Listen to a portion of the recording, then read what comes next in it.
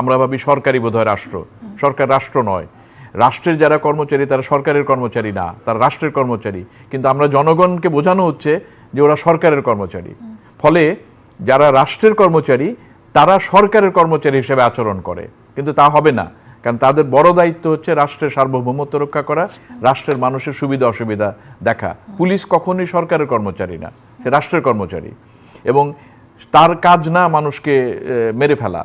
যে ছাত্রদের যে প্রাণ নেওয়া হয়েছে এটা পুলিশের কাজ না, পুলিশ সিভিল সোসাইটিতে থাকবে।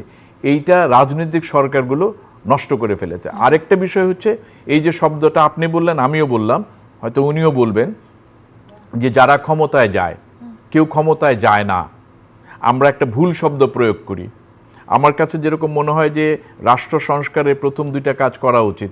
ক্ষমতা বলে শব্দ থাকবে না, এটা হবে দায়িত্ব। যিনি এখন উপদেষ্টায় আছেন যারা পরিষদে, তারা একটা দায়িত্বে আছেন।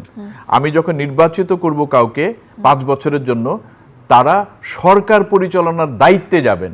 কিন্তু আমরা বলি যে আমরা ক্ষমতায় যাব। উনি যখন ক্ষমতায় যায় তখন সে ক্ষমতা প্রয়োগ করবেই। লাভলি, দারুণ একটা জায়গা। সে যদি দায়িত্বে যায় তখন তার কাছে মনে হবে যে জনগণ আমাকে এই দায়িত্বটা দিয়েছে, এটা আমাকে পালন করতে হবে। এই জায়গায় একটা বড় সমস্যা। আরেকটা সমস্যা হচ্ছে রাজনৈতিক সংস্কৃতির, যে একজন সরকারি দল থাকে আরেকজন বিরোধী দল থাকে। এই যে বিরোধী দল, বিরোধী মানেটা কি? আমি যাই বলবো না কেন, এখন জুবায়ের যদি আমার সাথে বসা, সে যদি বিরোধী দল হয় তা আমার সমস্ত সবসময় বিরোধিতা করবে। যাই বলবো সে বিরোধিতা করবে। বিরোধী দল হতে পারে না। একটা দল নির্বাচিত হবে, সে সরকারি দল।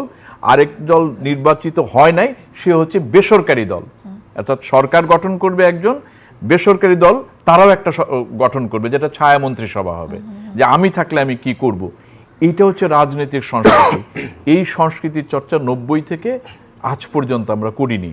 তো আমরা এখন যারা মানে উপদেষ্টা পরিষদে আছেন, সেখানে অনেক বিজ্ঞ মানুষ আছেন। ছাত্ররা একটা ভীষণ মহান কাজ করেছেন জীবন দিয়ে। তারা এই পরিবর্তনগুলোতে যাক, যেগুলি বড় বড় জায়গায় পরিবর্তন করা।